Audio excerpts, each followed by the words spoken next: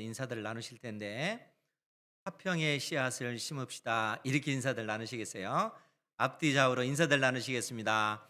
화평의 씨앗을 심읍시다. 아멘. 아멘. 2층도 아멘입니다. 화평의 씨앗을 심읍시다. 사실 야고보 장로는 그 야고보서를 통해서 계속적으로 하는 말씀이 너희들이 가지고 있는 그 믿음, 그 믿음으로 구원을 받았다면 또 그 믿음이 진짜 믿음이라면 그 믿음은 반드시 행함을 통해서 온전해져야 된다 이렇게 말하고 있습니다. 즉 내가 가지고 있는 어떤 그 믿음이 진짜라면 그 믿음은 행함을 통해서 온전해질 수밖에 없다는 것입니다. 야고보 장로가 계속해서 그러한 말씀을 해주면서 이제 약간 다른 측면에서 지혜의 문제를 언급을 합니다. 오늘 말씀이 그 내용인데 13절 말씀에 보면 그래서 너희 중에 지혜와 총명이 있는 자가 누구냐 이렇게 이제 질문을 던집니다. 너희 중에 여기서 너희라고 하는 것은 예수 그리스도를 믿는 구원받은 하나님의 자녀인 우리에게 지금 하는 얘기예요. 너희 중에 지혜와 총명이 있는 자가 누구냐? 이 총명이라고 하는 것은 옳고 그름을 판단할 수 있는 그 지식을 말합니다. 그러니까 너희 중에 지혜와 옳고 그름을 판단할 수 있는 그 지식, 그러한 지식을 가지고 있는 자가 누구냐? 이 질문을 던지는 겁니다.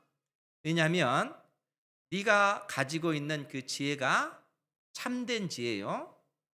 네가 가지고 있는 그 총명, 옳고 그름을 판단할 수 있는 그 지식이 참된 것이라면 그것이 진짜라는 것을 결국은 너의 삶을 통해서 증명해야 되기 때문에 그렇다는 거예요. 그렇지 않습니까? 사람이 가지고 있는 어떤 그 생각이라고 하는 것은 반드시 행동으로 드러날 수밖에 없잖아요.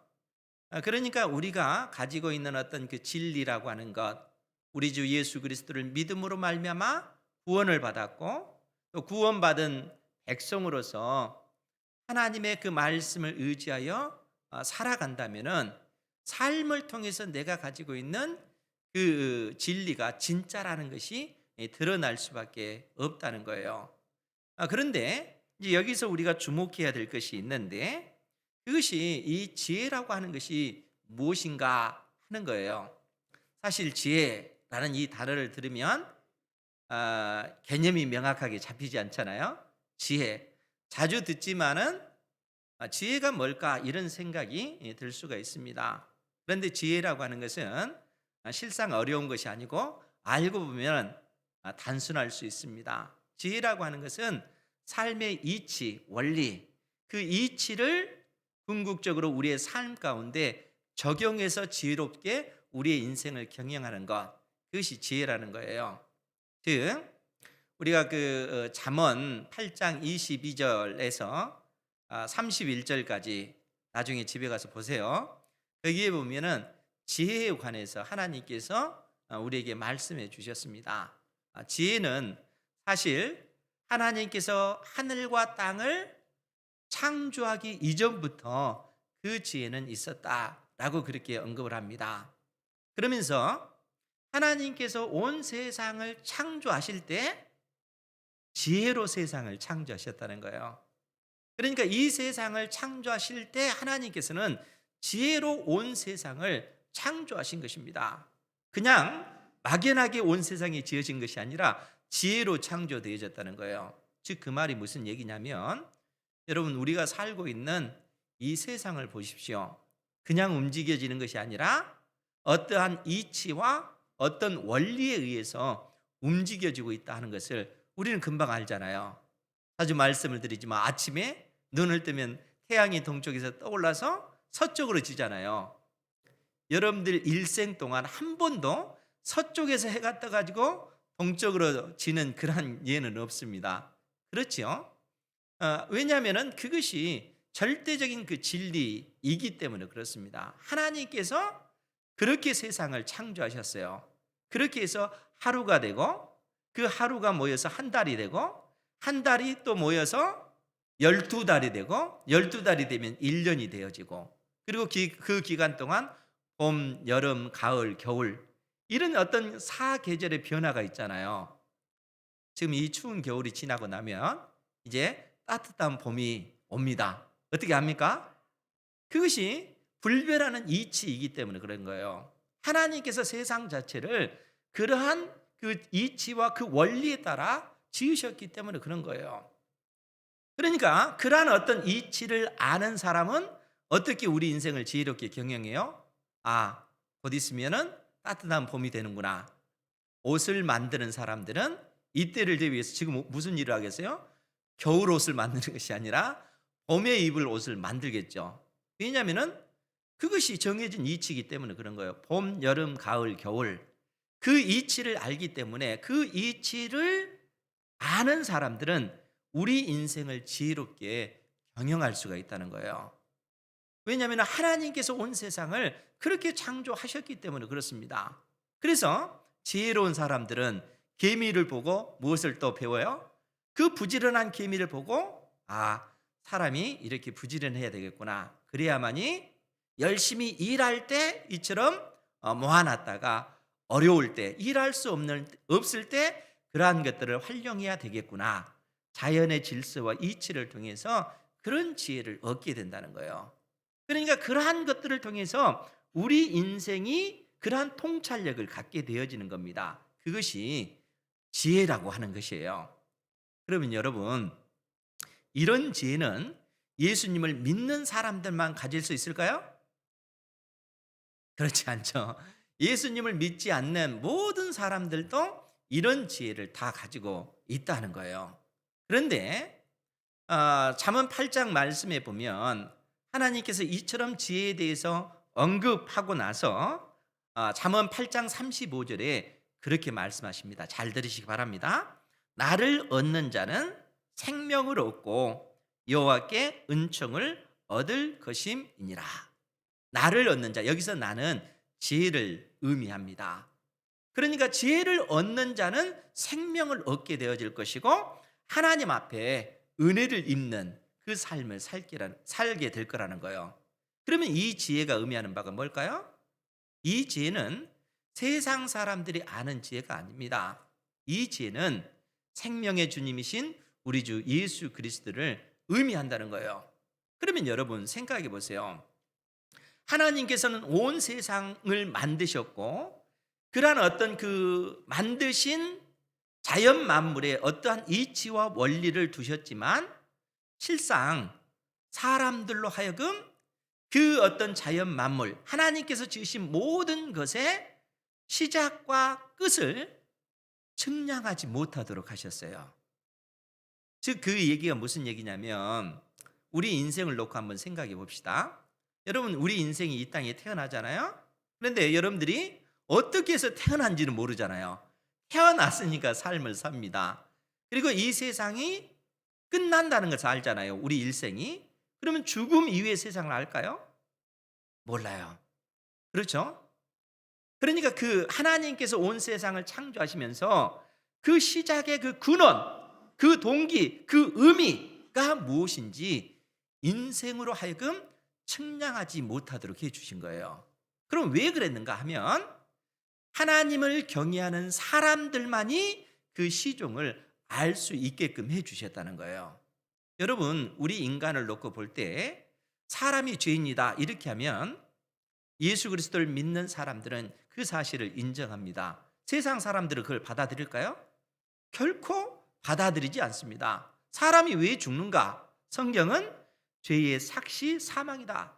죄로 인해서 우리 인간에게 죽음이라고 하는 것이 왔다는 거예요. 성경은 그렇게 가르쳐 주는데 이 세상 사람들은 그것을 압니까? 알지 못한다는 거예요. 하나님께서 말씀하시기를 해가 동쪽에서 떠서 서쪽으로 지는 것 이것이 불변의 진리이듯이 우리 인생도 그렇다는 거예요. 사람이 왜 죽는가? 사람이 범죄한 것 때문에 우리 인생이 그 죄의 삭수로 사망이라고 하는 것이 우리 인생을 지배하는 것이다. 이것이 진리라는 거예요. 하나님께서는 믿음의 사람들에게 이 진리를 말씀해 주고 있는 것입니다. 오늘 야고보 장로가 우리에게 해 주신 말씀도 그 얘기라는 거예요. 너희 중에 지혜와 총명이 있는 자가 누구냐? 너희들이 참된 지혜를 가졌는가? 지혜의 근원이신 예수 그리스도가 너희 안에 있는가? 예수 그리스도로 말미암아 옳고 그른 것이 무엇인지 판단할 수 있는 그 지식이 너희에게 있느냐? 그러면 그 지식이 진짜라는 것을 너희의 삶을 통해서 드러내 봐라 라고 말씀하고 있는 거예요. 그래서 뭐라고 표현됐습니까? 그는 선행으로 말미암아 지혜의 온유함으로 그 행함을 보일지니라.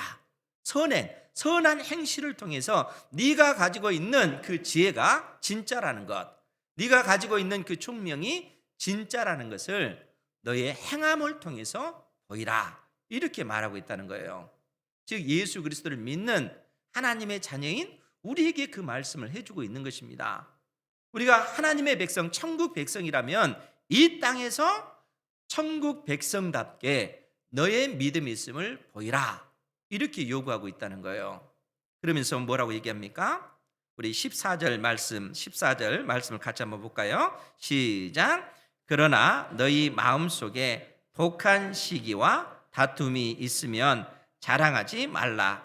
진리를 거슬러 거짓말하지 말라. 아멘. 그러나 너희 마음속에 독한 시기와 다툼이 있으면, 지금 누구에게 이 말을 하는 거예요? 예수님을 믿는 사람들, 교회 공동체에 지금 이 말을 하고 있다는 거예요. 여러분, 상식적으로 우리가 예수 그리스도를 믿으면 예수 그리스도를 믿음으로 말미암아 의롭게 되어지고, 의로운 백성은 마땅히 의로운 삶을 추구해야 됩니다. 우리의 어떤 삶 자체가 선한 행실로 나타나야 돼요. 우리가 지난주에도 그 말씀을 통해서 들었지만 우리 입이라고 하는 것이 얼마나 중요합니까? 입의 그 영향력은 대단합니다. 그래서 야고보 장로가 입의 어떤 그 선한 영향력과 입의 그 악한 영향, 말의 그 영향력에 관해서 얘기했잖아요. 그러니까 우리가 구원받은 하나님의 백성이라면 내 입에서 나오는 말이 믿음의 형제 자매들을 세워주는 그런 말이 되어져야 된다는 거예요. 죽이는 말이 아니라, 그 영혼을 고통스럽게 만드는 말이 아니라, 우리가 하나님의 자녀답게 살아갈 수 있도록 연약한 그 형제를 말로써 권면하고, 말로써 위로하고, 말로써 세워주는 그러한 역할을 행해 나가야 된다는 거예요. 구원받은 백성이라면, 내가 가지고 있는 믿음이 진짜라면 우리의 삶은 마땅히 그렇게 나타나야 된다는 거예요.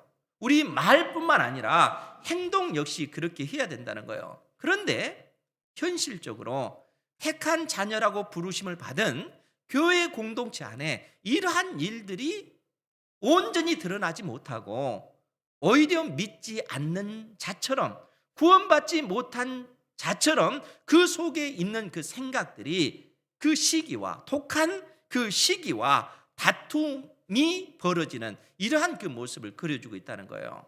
그래서 야고보 장로가 너희 마음속에 독한 시기라고 하는 것은 이 부정적인 측면에 있어서 이 강렬한 그 열정을 얘기하는 거예요. 그러니까 나쁜 생각으로 이 나쁜 그 영향력을 행사하는 것이죠.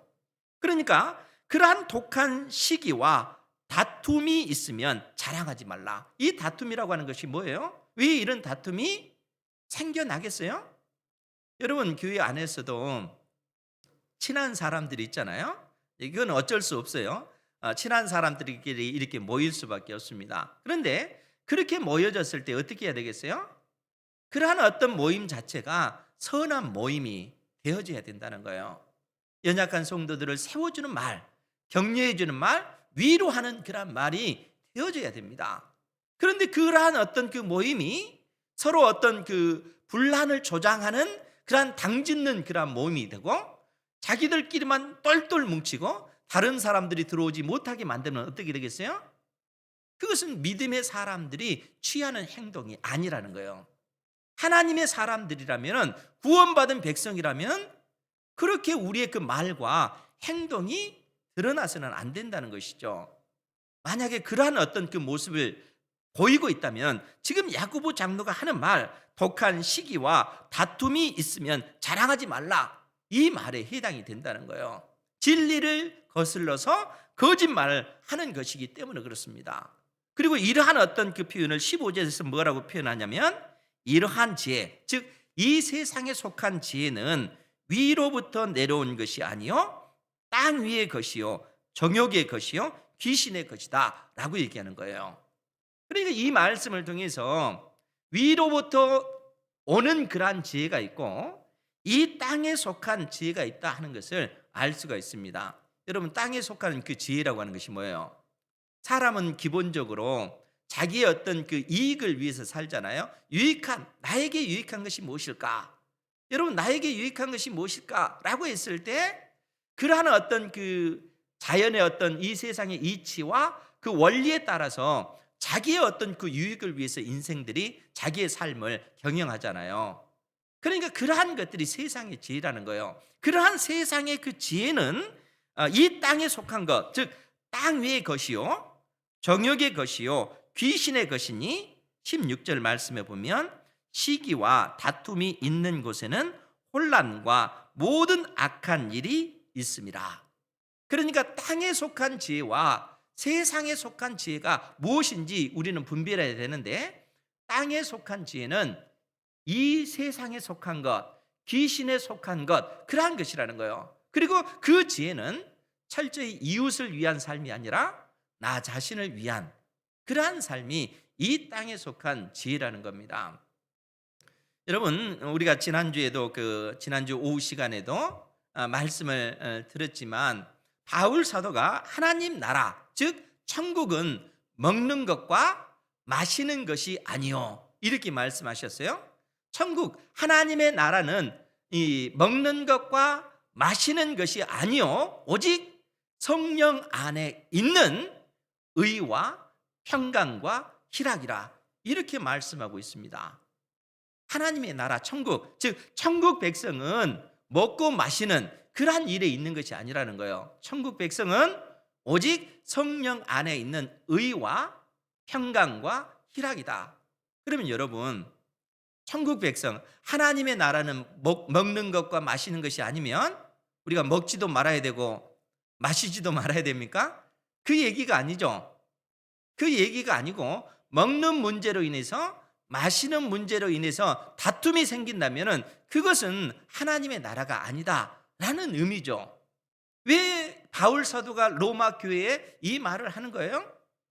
로마 교회 안에 다툼의 문제 때문에, 그것도 먹는 문제 때문에 그러한 일들이 발생했기 때문에 그렇다는 거예요. 그러면 어떤 문제였습니까?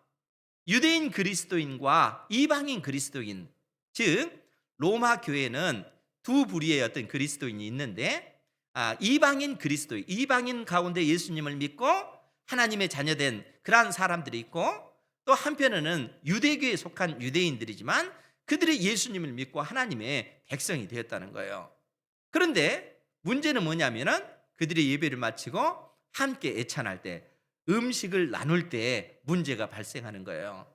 여러분, 유대인 그리스도인들은 기본적으로 구약의 그 율법 때문에 이 부정한 그러한 음식은 먹지 않습니다. 부정한 짐승의 음식은 먹지 않아요. 돼지고기도 먹지 않고, 우리가 잘 아는 추어탕이나 또 장어 있잖아요. 장어 같은 것도 먹지 않습니다. 그것은 부정한 그 짐승이요, 부정한 그 물고기라 생각하기 때문에 그들은 먹지 않습니다.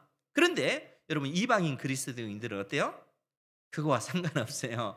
하나님께서, 우리 주님께서 십자가의 피로 만물을 깨끗하게 했기 때문에 먹는 문제에 있어서는 자유로워요. 그런데 유대인 그리스도인들 가운데 처음 예수 믿는 사람들은 그 문제로 인해서 마음의 고통을 받는 겁니다. 그러면은 그러한 그 고통하고 있는 그 유대인 그리스도인들을 향해서 이방인 그리스도인들이, 아니 예수님께서 십자가의 피로 모든 것을 깨끗하게 해주셨고 새롭게 해주셨는데 저렇게 믿음이 없으면 어떡할까? 믿음의 사람답게 서십시오라고 책망하면은 이 유대인 그리스도인들은 어떻게 했어요? 그들은 여전히 그 음식을 받아들일 만한 마음의 준비가 되어 있지 않다는 거예요. 그래서 바울 사도가 로마서 15장 1절에서 뭐라고 얘기를 합니까? 믿음이 강한 우리는 마땅히 믿음이 약한 자의 약점을 담당하고 자기를 기쁘게 하지 아니할 것이라, 이렇게 말하고 있잖아요. 믿음이 강한 우리는 마땅히 믿음이 약한 자의 약점을 담당해 줘야 된다는 거예요. 그리고 자기를 기쁘게 해서는 안 된다는 거예요. 내 형제를, 내 자매를 기쁘게 하는 것이죠. 그럼 나를 기쁘게 한다는 말이 뭐겠어요? 그때는 먹는 것과 연관해서 지금 바울 사도가 그렇게 얘기하는 거예요. 우리가 맛있는 음식을 먹고 배가 부르면 어때요? 기분이 좋잖아요. 그것을 염두에 두고 믿음이 있는 사람들은 마땅히 믿음이 약한 사람의 약점을 담당하고 나 자신을 기쁘게 해서는 안 된다는 거예요. 먹는 문제 때문에 내 형제가 실족하면 먹지 않는 그러한 절제가 나에게 필요하다는 거예요. 그러한 어떤 희생, 그러한 헌신이 그 믿음의 사람들에게 필요하다는 거예요. 그렇게 함으로써 공동체가 하나 되기 때문에 그런 것입니다. 믿음이 있는 사람은 그 믿음이 진짜라는 것을, 그래서 무엇으로 드러나는 거예요? 자기의 권리를 마음껏 쓰지 아니하고 연약한 형제를 위해서 자기 자신이 손해보는 것입니다. 그리고 그 형제가 성장하기까지 기다려주는 거예요. 먹는 거, 마시는 문제로 인해서 내 형제가 실족한다면 먹는 거, 마시는 거 그거 하지 않겠다. 바울 사도가 믿음의 사람들에게 권면하는 내용이 그런 얘기라는 거예요. 이러한 은혜가 우리 은행교회 모든 성도들에게 있기를 주님의 이름으로 축원드립니다.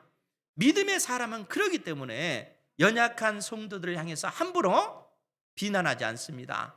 함부로 말하지 않습니다. 함부로 책망하지 않습니다. 끝까지 기다려주는 거예요. 품어주는 거예요. 왜 그렇습니까? 우리 주님께서 여러분들을 구원하실 때 그렇게 하셨기 때문에 그렇다는 거예요. 우리 주님께서 끝까지 우리를 위해서 그처럼 참으셨기 때문에 그런 것입니다. 사랑하는 성도 여러분, 우리 주님께서 십자가에 못 박혀 죽으실 때 그 십자가의 그 죽음이 우리 주님께서는 좋으셨겠어요?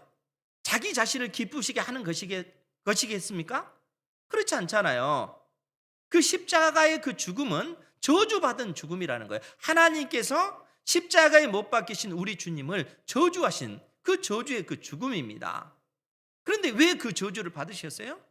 우리를 기쁘시게 하기 위해서라는 거예요.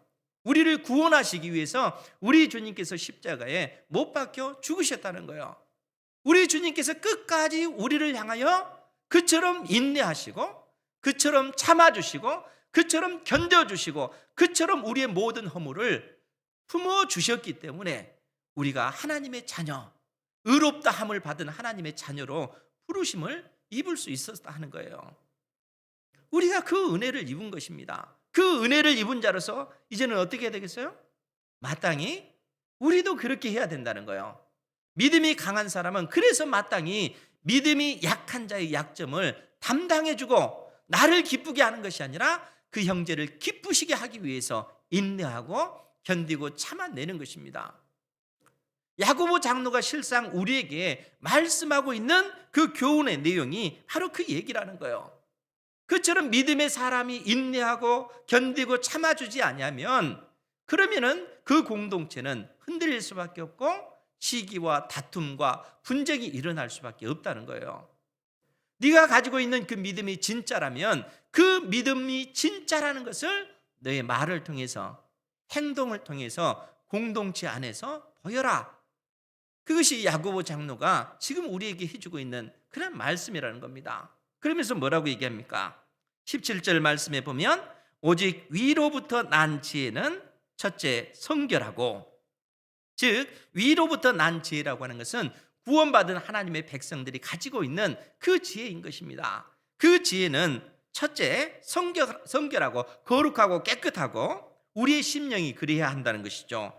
다음에 화평하고, 화평하다는 얘기가 뭐겠어요? 우리 공동체 안에 다툼이 없고 그 얘기예요. 그러니까 믿음의 사람들이 모이는 그 장소는 첫째 성결하고 다음에는 화평하고 관용하며, 이 관용한다는 얘기가 뭐겠어요? 믿음의 형제의 그 연약한 그 허물을 넉넉하게 용서하고 품어주고, 그 얘기입니다. 왜 그렇습니까? 주님께서 우리를 용서해 주셨기 때문에. 우리도 주님을 닮아 우리 주님을 따라서 우리 역시 연약한 형제를 용서해 주고 양순하며 어진 마음, 따뜻한 마음으로 연약한 형제를 품어주고 긍휼과 선한 열매가 가득하고 편견과 거짓이 없나니. 정말 믿음의 사람이라면, 내가 가지고 있는 그 믿음이 진정 참된 것이라면, 내가 가지고 있는 그 지혜가 위로부터 받은 지혜라면, 하나님의 그 말씀이 무엇인지, 옳고 그름이 무엇인지 하나님의 말씀이 우리에게 가르쳐 줬다면 그 말씀대로 말하고 그 말씀을 의지하여 행동하라. 너의 믿음이 진짜라면 행함을 통해서 너의 믿음이 온전해져야 된다. 이렇게 야고보 장로가 말씀하고 있습니다. 그러면서 18절 말씀에 우리 같이 한번 보겠습니다. 18절 시작. 화평하게 하는 자들은 화평으로 쉬며 의의 열매를 거두느니라. 아멘. 화평하게 하는 자들, 결국에는 예수 그리스도를 믿는 모든 자들을 의미합니다. 믿음으로 말미암아 구원받은 우리 모두는 화평하게 하는 자, 화평을 만드는 자들이라는 거예요. 화평하는 자들은 화평으로 쉬며 화평의 씨앗을 심어 의의 열매를 거두느니라 라고 말씀하고 있습니다. 여러분, 바울 사도가 하나님의 나라는 뭐라고 했습니까? 하나님의 나라는 먹는 것과 마시는 것이 아니요 오직 성령 안에 있는, 우리 성령 하나님 안에 있는 의와 평강과 희락이니라. 여러분, 의와 성령 안에 있는 그 의라고 하는 것이 뭡니까? 그 의는 우리가 어떤 일들을 행해서 얻는 의가 아니에요. 예수 그리스도를 믿음으로 말미암아 의롭게 된 의입니다. 그러니까 여러분들이 아무리 허물이 많고 아무리 큰 죄를 범했다 할지라도 예수 그리스도를 믿음으로 말미암아 하나님께서 우리를 의롭다 인정해 주시는 거예요. 그러면 의롭게 된 우리의 삶은 어때야 되겠어요? 마땅히 의로운 삶을 추구해 가야 된다는 거예요. 그것이 생명, 예수님의 생명이 있는 하나님의 사람들이 이 땅에서 사는 삶의 방식이라는 거예요. 내 속에 구원의 그 복음이 있다면 이 복음을 의지하여 의로운 삶을 추구해야 돼요. 그 의로운 삶이 어떤 삶입니까? 지금 바울 사도가 이 로마 교회 성도들에게 하는 얘기가 뭐예요? 의를 추구하는 삶은 네가 믿음이 있다면 마땅히 믿음이 연약한 자, 그러한 자들의 약점을 담당해 줘야 된다. 믿음의 그 형제가 먹는 문제로 인해서 실족하느냐? 그러면 나 자신을 통제하는 거예요. 내가 손해를 보는 겁니다. 내가 희생을 하는 겁니다. 내가 헌신을 하는 거예요. 그를 위해서 내가 손해를 보는 거예요. 그 사람이 성장하기까지 인내하는 거예요. 견디는 것입니다. 화평의 씨앗을 땅에 심으면 한순간에 쑥 자라납니까? 그게 아니잖아요. 그 씨앗이 심겨지면 물을 주고 또 자라나면 가꾸고 돌보고 하는 과정을 통해서 그 시간이 필요한 겁니다. 인내의 시간, 견뎌내는 시간이 필요한 것이죠. 그 다음에는 어떻게 돼요? 그 씨앗이 자라서 열매를 맺게 되어지는 것이죠. 우리가 하나님 앞에 믿음의 사람으로 부르심을 받았다면 연약한 형제를 위해서 그처럼 인내하면서 견뎌내주면서 그를 위해서 기도하고 그를 위해서 시간과 물질을 들여서 하나님의 사람으로 성장하기까지 돕는 역할을 우리가 해야 된다는 거예요. 이란 우리 은행교회 모든 성도들 되시기 바랍니다. 그러면 그런 삶은 굉장히 힘든 삶이죠. 그런데 그렇게 함으로써 교회 공동체 안에서 이루어지는 일이 뭡니까? 평강이라는 거예요. 화평이라는 겁니다. 다툼이 없어지는 거예요. 싸움이 없어지는 것입니다. 그러니까 믿음의 사람들의 헌신과 믿음의 사람들의 그 충성과 믿음의 사람들의 그 희생을 통해서 교회 공동체는 화평의 그 관계가 되어지는 거예요. 시기와 다툼이 없는, 분쟁이 없는 그러한 공동체가 되어지는 겁니다. 성령 안에서 이 모든 일들이 이루어진다고요. 그러면은 그런 삶을 살면, 그런 희생의 삶을 살면 그 사람의 그 영혼은 어떨까요? 희생의 삶을 사니까 고통스러울까요? 그렇지 않다는 거예요. 오직 성령 안에 있는 의와 평강과 희락이라, 기쁨이라, 그렇게 얘기하잖아요. 그러니까 헌신한 사람들의 그 영혼은 진리의 성령께서 기쁨을 불어넣어 주셔요. 그 영혼의 그 기쁨, 그 어려움을 넉넉히 감당할 수 있는 그러한 그 기쁨을 하나님께서 믿음의 사람들에게 허락하신다는 거예요. 하나님의 살아계심을 그 믿음의 사람의 그 삶을 통해서 그처럼 보여주시는 것입니다. 야고보 장로가 오늘 우리에게 가르치는 내용도 그러고, 바울 사도가 결국 우리에게 말씀하신 그 내용이 그 얘기라는 거예요. 그래서 야고보 장로가 화평하게 하는 자들은 화평으로 쉬며 의의 열매를 거두느니라. 결국에는 의의 열매를 맺도록 만든다는 거예요. 사랑하는 성도 여러분, 우리 은행교회 교회 공동체가 어떻게 서야 되겠어요? 이런 교회 공동체가 되어져야 되지 않겠습니까? 하나님께서 이 세상 흑암의 이 권세에 있던 우리를 건지셔서 그의 사랑하는 아들의 나라로 옮기셨잖아요. 하나님의 자녀가 되게 해주셨잖아요. 예수 그리스도를 믿음으로 말미암아 의롭게 해주셨잖아요. 내 안에 하나님의 의가 있다고요. 그러면 이 의에 힘입어서 이 땅에서 의로운 삶을 추구해 나가야 되는 거예요. 희생하는 삶, 헌신한 삶, 믿음이 강한 우리는 마땅히 믿음이 약한 자의 약점을 담당해 주는 삶, 나 자신을 기쁘게 하기보다는 내 믿음의 형제 자매를 기쁘게 해드리는 삶, 이런 삶을 통해서 결국 의로운 열매, 의의 열매가 교회 공동체 안에 맺혀지게 되어지는 것입니다. 그것이 하나님께서 우리 은행교회 오늘 우리에게 요구하시는 그런 명령이라는 겁니다. 사랑하는 성도 여러분, 이 명령을 견고히 붙잡으시기 바랍니다. 그렇기 때문에 하나님께서 우리 인생 가운데 허용하신 그 모든 날들 가운데 내가 가지고 있는 믿음이 하나님 진짜입니다 하는 사실을 우리의 입술을 통해서, 또 행동을 통해서 보임으로 살아계신 하나님께 영광을 돌리는 것입니다. 이러한 삶을 우리 은행교회 모든 성도들이 살 수 있기를 주님의 이름으로 축원드립니다. 기도하겠습니다. 거룩하신 아버지 하나님, 우리에게 화평의 씨앗을 심어 의의 열매를 맺으라 요구하신 주님의 그 말씀을 우리 마음판에 새기기를 소망합니다.